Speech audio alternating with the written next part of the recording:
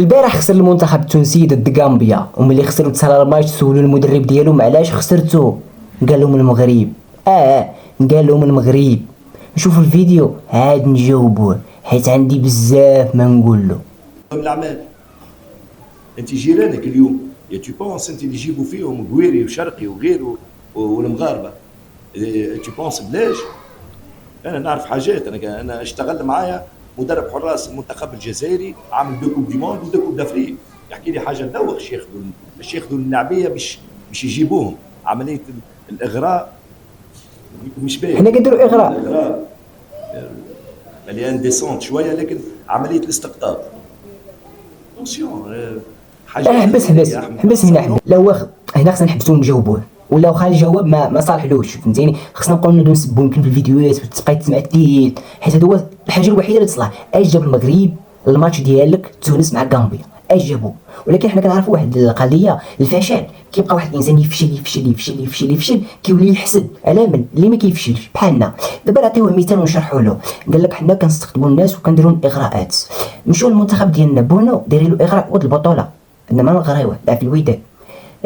حكيمي لعب مع المنتخب د 20 عام وبقى طالع هو مزراوي اللي في هدف باريس سان جيرمان، هو مزراوي في 20 عام، ما يمكنناش نغريوه هو عنده 20 عام كيلعب مع المنتخب كبير.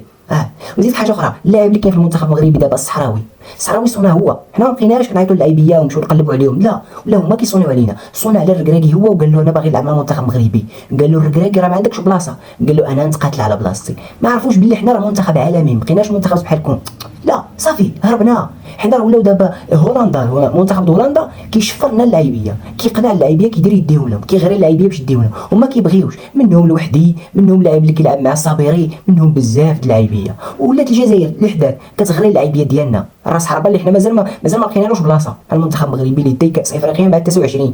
لا ولكن ما فهمناكمش. هنا ما فهمناك اش جابنا ليكم.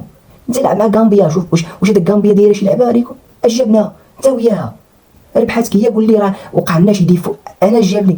وحاجه اخرى، نتوما المنتخب ديالكم التونسي فيه شي 7 لاعبين اللي من البطوله، انت باقي كامل. اذا نتوما كاملين تتغريوهم باش كيجيو عندكم. الا كنتو كديروا شي حاجه نتوما علاش تسميوها فينا؟ ولكن حنا كنشوفوا في هاد الايام التاليه تونس ما عرفناش، ولا واحد الحسد، واحد الحقد من جهه المغرب. كتهضر معاهم في الاقتصاد تيقول لك المغرب هو اللي دمرنا، كتهضر معاهم في السياحه كيقول لك المغرب، في الكره المغرب. شنو دار لهم المغرب؟ كيقول لك ملي هما كانوا في ازمه المغرب طور راسو وما طورهمش. شو العرب كي دايرين؟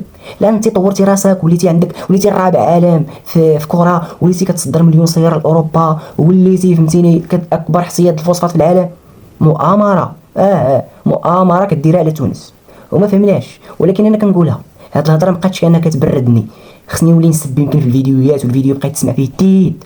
يمكن عاد نبرد انا ونخرج داكشي اللي هاد الناس باغيين يخرجوه منا، حيت ما فهمتش. غامبيا وتونس جاب المغرب، وهذا الجزائري اللي قال لهم كان كيعاودوا على هذا الشيء ما كيفرقش ما بين الربع النهائي والثمن النهائي. ها تويتر ديالو كاتب ربع النهائي هو كان يفتو من النهائي. وراك عارف العالم الاخر والعالم الاخر الثاني. دابا تونس دخلت في العالم الاخر حتى هي، شافنا الله. وما فهمناش هاد الدول هادو مالهم، صراحه ما فهمناش.